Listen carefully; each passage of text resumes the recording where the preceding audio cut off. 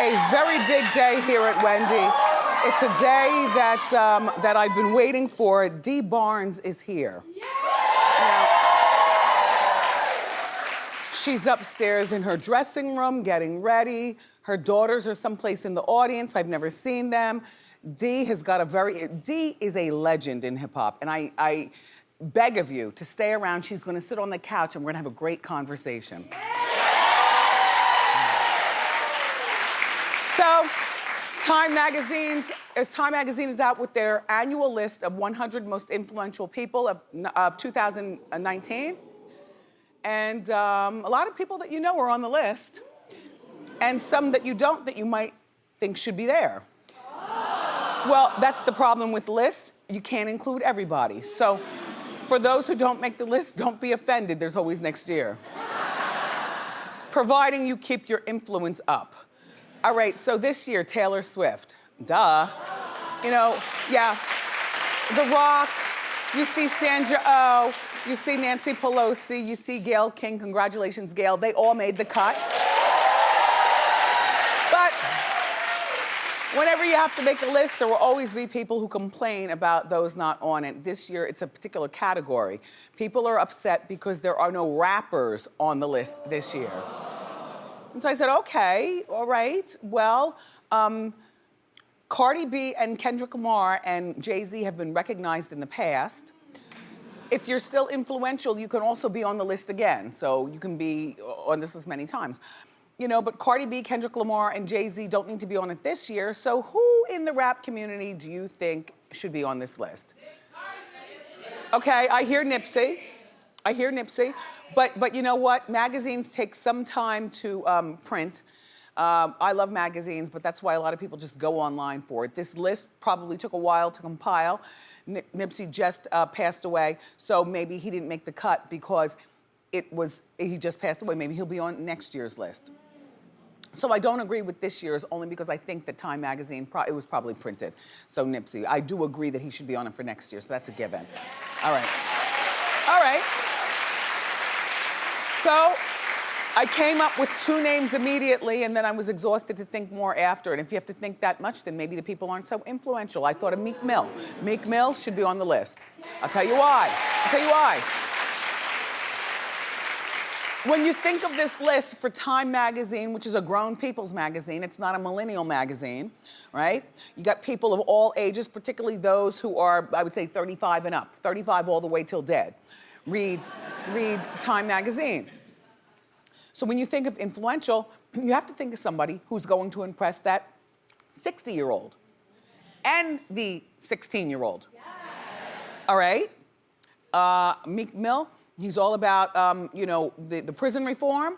He brought a lot of attention to us. For those of us who, well, I knew who Meek was, you know. But for those of you who didn't know who Meek Mill was, you know who he is now. He did his prison time. He's out of prison. He's influential in the rap community, still makes modern music, so the kids still love him.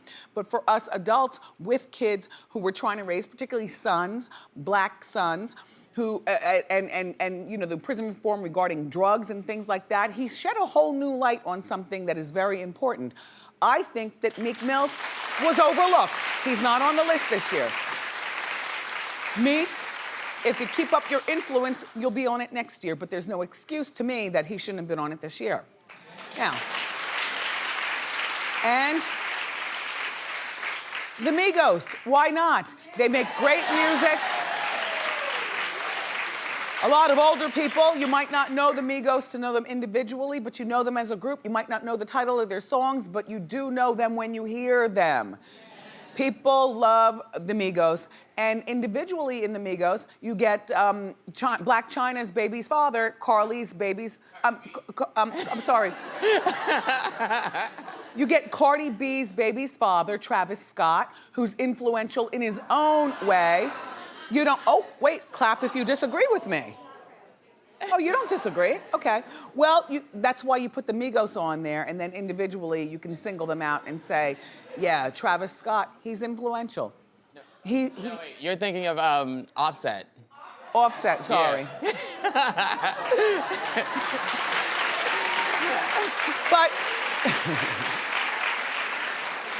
so sorry it's early, but I stick by what I say. I think that the Migos should be there, and Offset has been a game changer himself, but the Migos should absolutely be on there as a group. And yes, some people say Travis Scott. I don't know Travis Scott for being influential to anything but the millennials. So you're leaving out the older set. Travis Scott is very influential with the millennials. You know, he's the father to Kylie Jenner's baby. And I wonder what his cover shot would look like. That? Anyway, no, I don't think Travis. Clap if you think Travis Scott should be on there. Very few to none. You all. Let's talk about Britney Spears. It's not good. It's not good at all. And I've got my opinion. I don't know for fact, but I'll give you my opinion loosely. Britney Spears, everybody, as you know, we've talked about this on Hot Topic. They're saying that she's being held in a mental facility for a mental wellness check, but now they're saying she's being held against her will. Well, we were all led to believe when last we talked about this that she put a pause on her Vegas residency. And that was because, you know, she was dealing with her father. Her father had a ruptured colon or spleen or something like that. Her father and Britney and her father, they get along very well. He is the head of her estate and everything having to do with Britney's money and overseeing people who book Britney for things and making sure that the doctors have her on the right medication and making sure that his daughter is good. Lynn and the father, Jamie, got divorced years ago. And this is her mom, Lynn. They do get along for the purpose of their children and, you know, family functions, but he's moved on with his life. He's remarried. Lynn is dating and moved on with her life. But in my heart of hearts, I do believe that this is one of the rare instances in show business where I don't think the parents are after their kids' money. And I don't think that the parents, I don't. And even with the Vegas residency, I think, you know, Britney does love to perform for you, her Britney Beehive. She does love to perform for you. And I thought that Vegas was a great choice for her because her kids were able to, they're old enough now to be in school, her boys, and they're able to be in a stable school where they don't have to go from school to school to school. You know, they got the whole top floor of whatever posh hotel. She's got all of her handlers around her. All she's got to do is take the elevator down, perform, and go back upstairs, take her meds, and rest, and have a proper diet, which is definitely a part of the inner workings of your body. Although Britney still loves Cheetos and a lot of junk food. That's the only thing. I mean, you laugh, but anybody who knows a little bit more about, you know, taking care of yourself, what you eat is really directly connected to how you feel and how you appear. All right. And this all happened on April 3rd when Britney actually posted that she was checking into a mental facility for some me time. And I thought that was really nice and transparent for her fans to know that, you know, her residency was on pause, so don't buy the tickets now, but you know, you'll buy them. And we all sympathized with Britney. And at that time, her father was very sick. He is now back to being, well, I guess you're always sick when you have something ruptured, but he's back to functioning. Well, yesterday, an anonymous caller who claimed to be somebody who used to work with Britney on the legal team left the host of the Britney Graham podcast. Now, if you're a real Britneyista, you've heard of this podcast. It's hosted by a couple of girls who are super Britney fans. And they do the, oh my God, talk. They do that talk, but also they love her so much, they feel that they know more about Britney than us, but they're just two girls. Well, this podcast caught the attention of this insider who used to be on Britney's legal team. And he left a message. Listen very closely and take a look, and then we'll talk. Go ahead. Britney has been in the mental facility since mid-January. The statement yesterday said she entered last week. That is not true. There is no end, particularly in sight, for this stay at this mental facility to end. She did not want to go, but what I understand, this was not a decision she made. at all. Did he sound not credible to you? He sounded credible. He didn't sound like he was talking, you know, out of his mind. Listen, this is the same fella who just a couple of weeks ago quit the entire Britney camp. He quit. Now, when you get fired, sometimes you say you quit, so maybe he was fired. We don't know. We don't know who this gentleman is, but he did not like according to him, did not like the direction that Britney's camp was leading her and could not be a party to it, so he quit. Said that Britney allegedly stopped taking her meds. So her dad, Jamie, was the one who canceled the Vegas show. Jamie was begging Britney, please take your medication, you know, so that you can function or level you out. There's nothing shameful about admitting that you have to function in life off of taking medication. That goes for you, that goes for Britney, that goes for anybody. There's nothing shameful about that.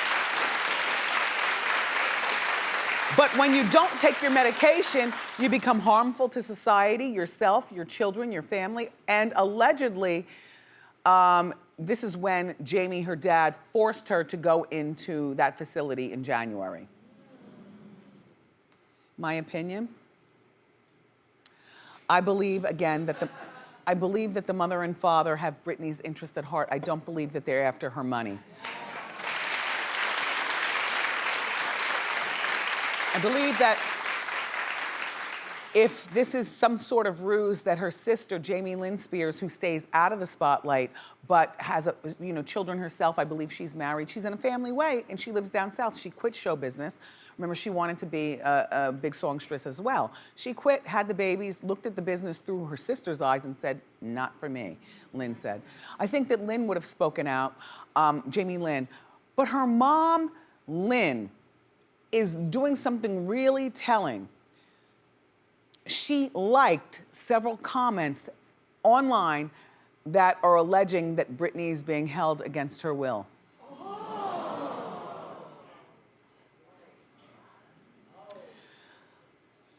Eve over on The Talk wore a Free Britney t-shirt yesterday. People are getting behind this movement, you know, free Britney, but you know what? Britney can't be free if Britney is not taking her meds and if she's a danger to herself. If the rumors are true, do you think the family needs to speak out? It would be the right thing to do, but I said no, and I'll tell you why. Because I think that the people who are really behind the Britney movement are, you know, young people who really love and revere Britney and might not quite understand what it means to be mentally ill and never able to walk amongst society again. And there are people like that, and we know this, whether you read about them, whether they're in your family. I mean, people who literally can't function amongst the rest of us. And with Britney's money, what if they do have her in a place that she'll be for the rest of her life? And this place, because of the money, that those are very expensive places, very secluded someplace where she gets the best treatment ever, but she will never be paparazzi'd unless they have a very long lens and they're really, you know, you'd be a real jerk's paparazzi if you did that, like violating Britney. Personally speaking, I don't know what the truth is, but what this looks like is you may never see Britney walk amongst us again. They might have to give you your ticket money back and also buy her out of her Vegas residency. That's one great thing about having a lot of money.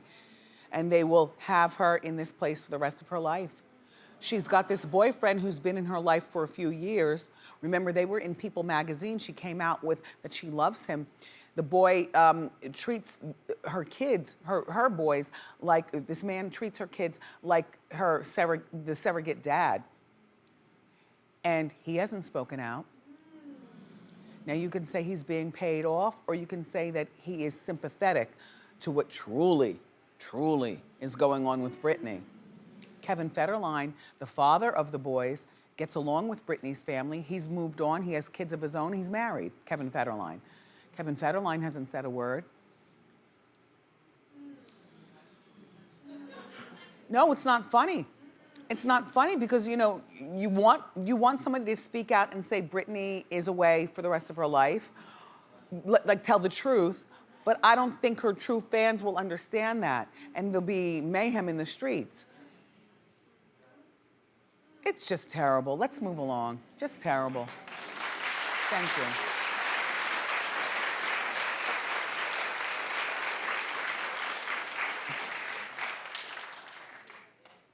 Were you here yesterday? Do you remember, I was talking to you about Dina Lohan? Okay, the boyfriend that she met online and she only FaceTime, they've been together for 5 years, but they've never seen each other in person. They're like, from here down, they've never seen each other in person, if you know what I'm saying. And they never met, and she was doing this, while she was in the Big Brother house, and the Big Brother housemates were like, Dina, you were out of your mind. You're still young, you're still viable. Why are you doing this? And this man is an opportunist. Dina, he's an opportunist. Well, guess what happened since yesterday's Hot Topics? Dina is back with the boyfriend that she never met. Yesterday, I was telling you that they broke up. And today, I guess overnight, she had a change of heart. In my mind, I like to think Hot Topics influences the world. Hey. Hey, People magazine. Just saying. Anyway, the guy's name is Jesse, and he calls TMZ a lot. Well, he gave the update to TMZ. They're back together. And he's planning on presenting her with the engagement ring. Now, I don't know that this is the exact engagement ring, but it is a pretty blue box, which means it's pretty pricey. And the engagement ring. Huh. Oh, we can't show it? Yeah, What, it was too expensive to show? Too expensive. Probably more expensive than the ring. All right, so I'll describe it to you. We're on a budget here. The ring looked to be about 5 carats. It was round. Just a plain classic ring. Yeah, so anyway, he said that recently Dina sent him a package to woo him. And I guessed it correctly. I didn't want to be involved, but we're involved. The package was a Wendy gift package, including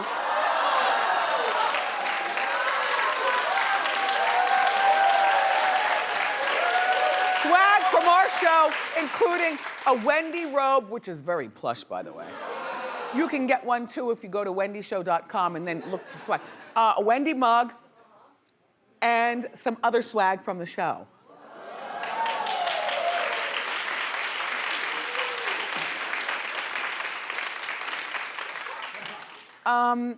You know what? You know I don't like weddings. I don't want to go. I'll send you a gift from afar. But this would be a wedding. This would be a wedding that I would go to. As a matter of fact, if Dina, if in fact you are going to accept his hand in marriage, look, check him out during the engagement, because quite frankly, I don't trust Jesse. I'm just gonna be real. I don't trust Jesse. I think that this is nuts. If you all are looking for a reality show together, you guys are not interesting enough to watch on a reality show. You're not. I'm just being real. You're not. Even if Lindsay did come over, you're not that interesting. I think that Dina is viable enough to find love on her own. This guy seems like an opportunist. But if by chance you do get married, then how about we make that a contest where one of you is my guest, and only if Dina and Jesse allow that. And then we bring the Wendy cameras. Let's make a scene of it. Why not? Hey, look, that's it for Hot Topics, but we've got more great show for you. The legendary hip-hop pioneer reporter, Dee Barnes, is here. But up next, it's time for Celebrity Lookalikes. So, grab a snack and come on back.